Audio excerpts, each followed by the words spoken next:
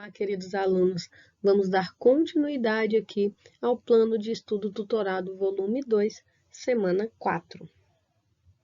E vamos falar sobre produções de artes visuais na história da humanidade. Apresento vocês, então, Constantino, ou conhecido também como o Grande. Ele foi o segundo imperador romano da dinastia Constantina e ficou bem conhecido também, destacando-se aí, pela série de reformas administrativas, militares e também religiosas realizadas durante todo o seu período, de reinado.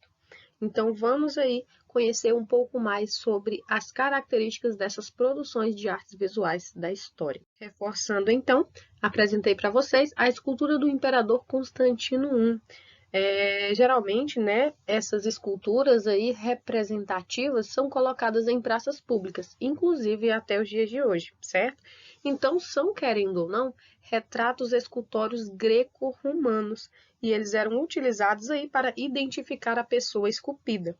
Então, não era qualquer pessoa que era colocada nessa posição, era sim uma pessoa que ficou conhecida ou que fez grande história naquele período, Então, o que eles queriam fazer com essa escultura na praça, com várias delas? Mostrar valores, costumes e também a posição social. No Egito, por exemplo, quanto maior era a sua escultura, a arquitetura, mais era uma demonstração de riqueza e de poder. Então, as roupas, a posição física, utensílios que eram utilizados, iria dizer, discriminar aí quem era aquela pessoa, de que família ela pertencia e também até de dinastias, certo? Então, nós vamos ter aí produções artísticas em todo o período da história que vão dialogar com os fatos ocorridos. Inclusive, nos dias de hoje, nós temos aí a arte contemporânea que dialoga com o nosso tempo presente. Então, nós falamos aqui nesse momento de parâmetros estéticos, políticos e também sociais, certo? E para falar um pouco, sobre a questão estética da arte, trouxe duas obras de arte de dois artistas diferentes e dois períodos diferentes também.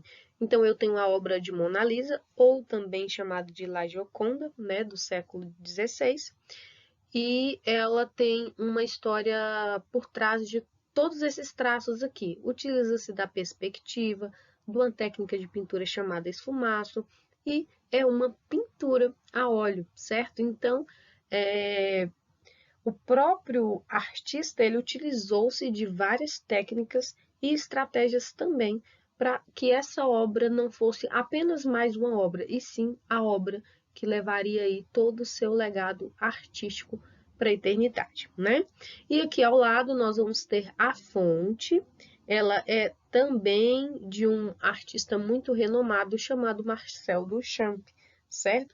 Então ele aí ficou conhecido no período das vanguardas, Ele não é só apenas escultor, mas ele também é pintor.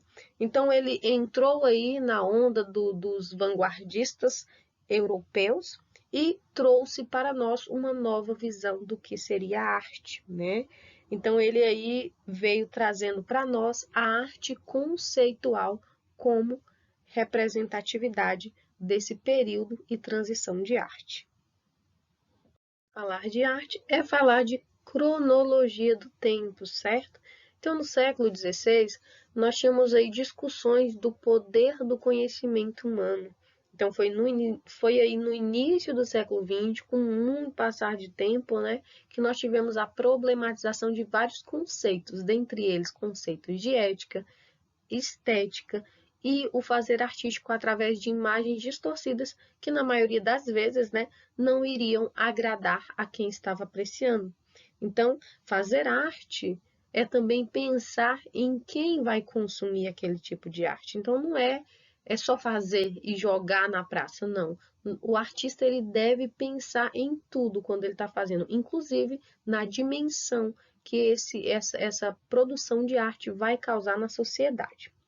E falando em função da arte e aspectos artísticos e estéticos, eu trouxe aqui para vocês o artista Vicky Muniz, que ele reproduz obras de arte por meio de objetos recicláveis, ou seja, ele traz a sua arte como uma reflexão para todos, né?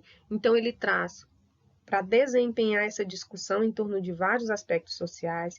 Ele faz com que a sociedade, ao apreciar suas obras, faça uma reflexão a partir de vários assuntos, dentre eles avanço de tecnologias, novas ordens mundiais, questões políticas e também sobre o acúmulo de lixo. Ou seja, a arte ela é interdisciplinar, ela ensina e ela aprende o tempo todo.